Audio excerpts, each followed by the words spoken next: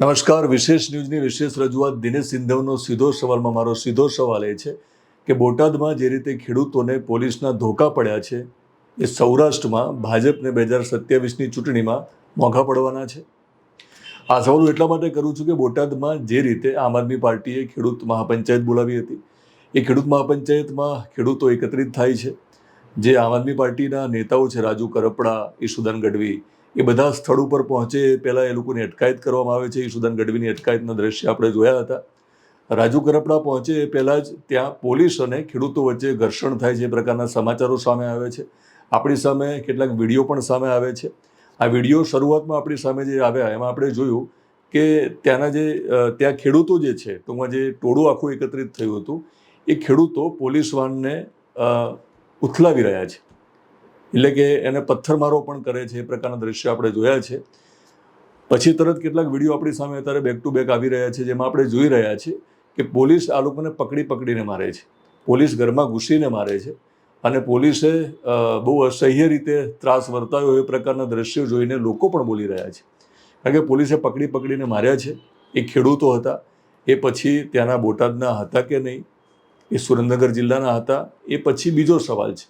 કારણ કે હાર્દિક પટેલને જ્યારે સવાલ મીડિયાએ કર્યો કે આમ આદમી પાર્ટીનો જે દાવો છે કે બોટાદમાં જે રીતે ખેડૂતો સાથે કડદાના કારણે એપીએમસીમાં ન્યાય થઈ રહ્યો છે અને બોટાદમાં જે કંઈ બન્યું, પોલીસ અને ખેડૂતો વચ્ચે જે ઘર્ષણ થયું અને પછી ખેડૂતોને મારતા વિડીયો પણ જ્યારે સામે આવ્યા છે, ત્યારે મીડિયાએ સવાલ કર્યો ત્યારે હાર્દિકે સૂચક રીતે એવું પણ કહ્યું કે તમે ત્યાંના એસપીનો જો ઇન્ટરવ્યૂ સાંભળ્યો હોય તો એમના એસપી એવું કહેવા માગી રહ્યા છે કે એક પૂર્વ આયોજિત ષડયંત્ર હતું. તો આ વાતને સાબિત કરવા માટે હાર્દિક પટેલ એવું પણ કહ્યું કે જે કંઈ આરોપીઓના નામ છે એ બધા આરોપીઓ સુરેન્દ્રનગરના છે, એટલે કે જિલ્લો ફરક છે. તો ત્યાંના સ્થાનિક જે બોટાદના ખેડૂતો છે અથવા તો જે ગામના લોકો છે, એ ગામના લોકોને આની સાથે કશું લેવા દેવા નથી.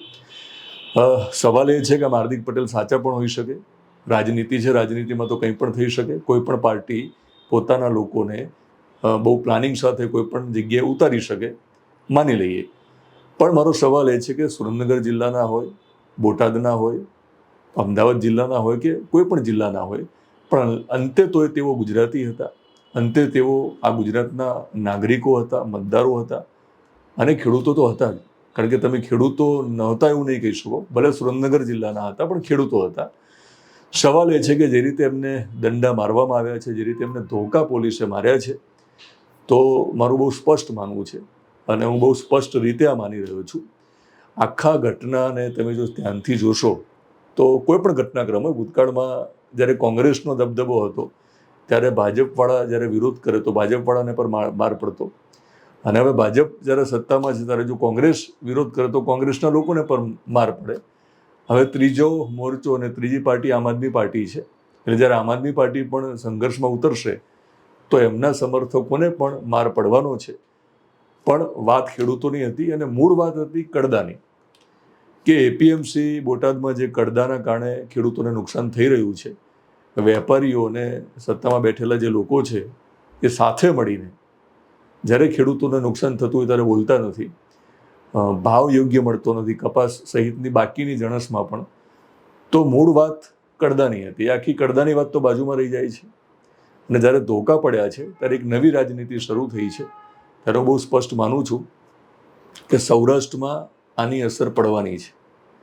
સૌરાષ્ટ્રમાં જ્યારે 2027ના પરિણામો આપણી સામે આવશે ત્યારે આપણે જોઈશું કે અત્યારે પોલીસે બોટાદમાં જે ધોકા માર્યા છે, ખેડૂતોને જે ધોકા પડ્યા છે, એ મોંઘા પડશે ભાજપને ચૂંટણીમાં. અને હું બહુ એટલા માટે સ્પષ્ટ માનું છું કે તમે બહુ ધ્યાનથી જુઓ આખો ઘટનાક્રમ, કે રાજુ કરપડા બહુ સ્પષ્ટ રીતે માનતા હતા અને એ જાણતા પણ હતા કે બોટાદવાળો આખો મામલો જે કંઈ છે એને લઈને હાઈપ એમને મળવાની છે. એક નેતા તરીકે ઉભરી જવા માટેની પૂરતી શક્યતા એમને આ મુદ્દામાં લાગતી હતી. તેઓ કૂદી પણ પડે છે, તેઓ ખેડૂતો માટે લડવા માટેની વાતો પણ કરે છે. ત્યારે ભાજપે ભૂલ શું કરી કે ભાજપે ફરી એક ભૂલ એ કરી કે આખું આંદોલન આગળ ન વધે, અથવા તો જે લોકો ભેગા થયા હતા, જેને આપણે ખેડૂતો કહીએ છીએ, કારણ કે ખેડૂતો જ ભેગા થયા હતા. બોટાદ એપીએમસીની સામે જે લોકોને વાંધો હતો એ બધા ખેડૂતો હતા. તો ખેડૂતોની વાત સાંભળવાના બદલે એમની જે ફરિયાદ હતી કડદાને લઈને, તો મને લાગે છે કે એક બે વેપારીઓને લાયસન્સ રદ કરવાની જરૂર હતી જેમની સામે આરોપો હતા. એપીએમસીના જે ચેરમેન છે એમને એ પ્રકારનું સ્ટેટમેન્ટ આપવાની જરૂર હતી કે અમે તમને ખાતરી આપીએ છીએ અને પછી જો અમે આમાં યોગ્ય પગલાં ન ભરીએ તો તમે અમને પણ ગાડી મૂકજો. આ બધો જ મોકો ભાજપ જોડે હતો, પણ ભાજપે આ ના કર્યું. ભાજપે પોલીસને છૂટો દોર આપ્યો અને પોલીસ તો અકળાયેલી હોય છે બંદોબસ્તના કારણે, નાઇટ ડ્યુટીના કારણે, અને નવરાત્રિમાં હમણાં જે બંદોબસ્ત કર્યો હશે એટલે થાકી પણ હશે. એટલે એમને જે માર્યો છે, લોકોને પકડીને ખેડૂતોને જે માર્યા છે, એના કારણે ભાજપને નુકસાન જવાનું છે અને ભાજપે રાજુ કરપડાને હીરો બનાવી દીધા. એટલે હવે 2027માં આ ધોકા મોંઘા પડવાના છે. અને સૌરાષ્ટ્રમાં હું એટલા માટે કહું છું કે બોટાદમાં જ્યારે કંઈ થયું છે કે પછી સૌરાષ્ટ્રમાં અમરેલી જિલ્લો હોય, જુનાગઢ જિલ્લો હોય કે બાકીના જેટલા પણ જિલ્લા છે, એ જિલ્લામાં ખેડૂતોમાં અનેક પ્રકારની નારાજગી છે. આ તો ભાજપ પરનો પ્રેમ છે અને હિન્દુ મુસ્લિમનું આખું જે મૂળ મુદ્દો છે એના કારણે ક્યાંક ને ક્યાંક ભાજપને વારંવાર જીત મળે છે. એના કારણે કદાચ ખેડૂતો અત્યાર સુધી સહન કરતા હતા. ખેડૂતોને યોગ્ય વિકલ્પ કદાચ નહોતો મળતો, એટલા માટે સહન કરતા હશે, આપણે એવું પણ માની લઈએ.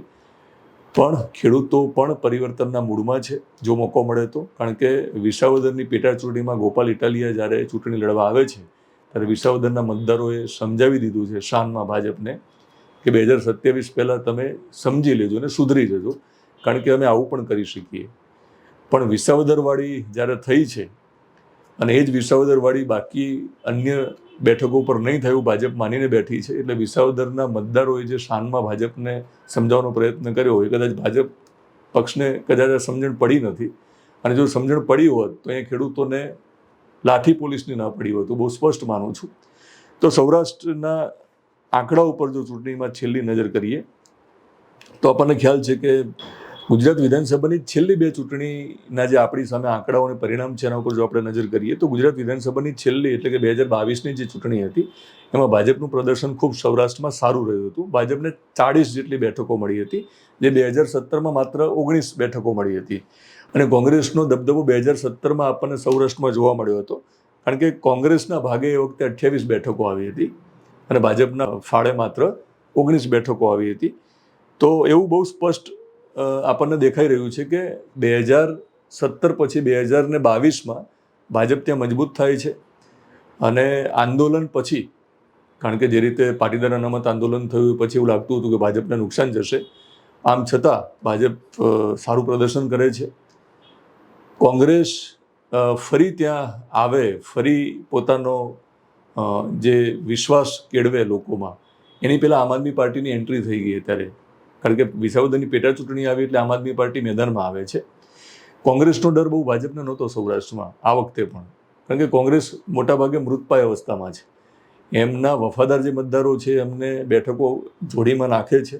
એના કારણે ખૂબ શરમજનક રીતે વિધાનસભામાં ન બેસવું પડે એવી સ્થિતિમાં ગુજરાતમાં અત્યારે છે કોંગ્રેસ, સત્તામાં નથી આવી શકતી. પણ વિસાવદરના લોકોએ એક નવો વિકલ્પ આપ્યો છે, મજબૂત વિપક્ષનો પણ વિકલ્પ આપ્યો છે. અથવા 2027માં કંઈ પણ થઈ શકે, અત્યારે કેવું કદાચ વહેલું ગણાશે. તો વિસાવદરથી સમજી લેવાની જરૂર છે કે સૌરાષ્ટ્રમાં હવે ખેડૂતો, ખાસ તો જે ખેડૂત વર્ગ છે એ વિસાવદરવાળી કરવાના મૂડમાં છે. અને રાજકોટની તમે ગોપાલ ઇટાલિયાની છેલ્લી સભા જુઓ, એક બાજુ બોટાદમાં જ્યારે ખેડૂતોને પોલીસ મારતી હતી અને બીજુ બાજુ તમે ગોપાલની સભા જુઓ તો ત્યાં તાળીઓ પડતી હતી. એ બહુ મોટી સંખ્યામાં લોકો એકત્રિત થયા હતા રાજકોટમાં. એ ખૂબ સૂચક છે, એ સમજવાની જરૂર છે, કારણ કે રાજકોટમાં છે અને રાજકોટ એ તો ભાજપનો ગઢ છે. રાજકોટમાંથી તો વજુભાઈ વાળાને આપણે યાદ કરીએ છીએ, ખુદ નરેન્દ્રભાઈ મોદીને આપણે યાદ કરવા પડે ભૂતકાળમાં, ત્યાંથી તેઓ લડેલા. કે પછી વિજય રૂપાણી ત્યાંના હતા, ઉદય કાનગડ અત્યારે ત્યાંના છે, અને અનેક નેતાઓ બહુ મોટા મોટા રાજકોટમાં છે. ત્યાં સંખ્યા એકત્રિત થાય છે એ ખૂબ સૂચક છે. એની વચ્ચે જ્યારે ધોકા પડ્યા છે, જે મોંઘા પડવાના છે, એટલા માટે કહું છું કે સૌરાષ્ટ્રમાં જે પરિણામ આવશે ત્યાં આની અસર જોવા મળશે. કારણ કે ઓલરેડી ગોપાલ ઇટાલિયાની અસર તો છે જ. એ ગોપાલ ઇટાલિયાની અસર 2027 સુધીમાં ઓછી થાય અથવા એની અસરનો વ્યાપ વધે, એના માટે એમને ઘણું બધું કરવાની જરૂર છે. એના માટે આમ આદમી પાર્ટી મહેનત પણ કરી રહી છે. પણ ભાજપે બોટાદમાં જે રીતે પોલીસને છૂટ આપી અને જે મોકો આપ્યો છે આમ આદમી પાર્ટીને સૌરાષ્ટ્રમાં મોટા થવા માટે, ત્યારે હું ચોક્કસ કહું છું આ મુદ્દાને લઈને કે બોટાદમાં ખેડૂતોને જે ધોકા પડ્યા છે એ સૌરાષ્ટ્રમાં ભાજપને મોંઘા પડવાના છે. અને વિશેષ ન્યૂઝમાં આવા જ સવાલો સાથે હું તમને ફરી મળવાનો છું, તમારા વતી સવાલો કરવાનો છું. સવાલો કરીને એક નિષ્કર્ષ ઉપર પહોંચવાનો આપણે પ્રયત્ન કરતા હોઈએ છીએ. હું ભગવાન તો છું નહીં, અને મને એવા સપનાઓ પણ નથી આવતા કે હું ભવિષ્યવાણી કરું ને જે સાચી પડે, પણ મારા અનુભવના આધારે હું કહેતો હોઉં છું, નિષ્પક્ષ રીતે હું મારી વાત મૂકતો હોઉં છું. એટલે મહેરબાની કરીને કોમેન્ટ બોક્સમાં આવીને ભાજપ પડે એવું કહેવાની જરૂર નથી કે હું આમ આદમી પાર્ટીનો માણસ છું. આમ આદમી પાર્ટીના કેટલાક લોકોને ન ગમે તો એવું કહેવાની જરૂર નથી કે તમે ભાજપના છો. કોંગ્રેસ તો બોલતો નથી, કોંગ્રેસ કંઈ બોલશે પણ નહીં, પણ હું પત્રકાર છું, માત્ર પ્રજાનો હોઉં. અને આ જે કોમેન્ટ્સ કરવાવાળા છે ને 2-3 લોકો હોય છે, બાકી બહુ મોટાભાગના લોકો ખરા અર્થમાં જે લોકોને રાજનીતિની સમજ છે, ખરા અર્થમાં જે લોકો ગુજરાતનો વિકાસ ઈચ્છે છે, એમને તો ખબર જ છે કે વિશેષ ન્યૂઝમાં હું કોઈ પણને સવાલ કરું છું, કોઈ પણ એટલે કોઈ પણને.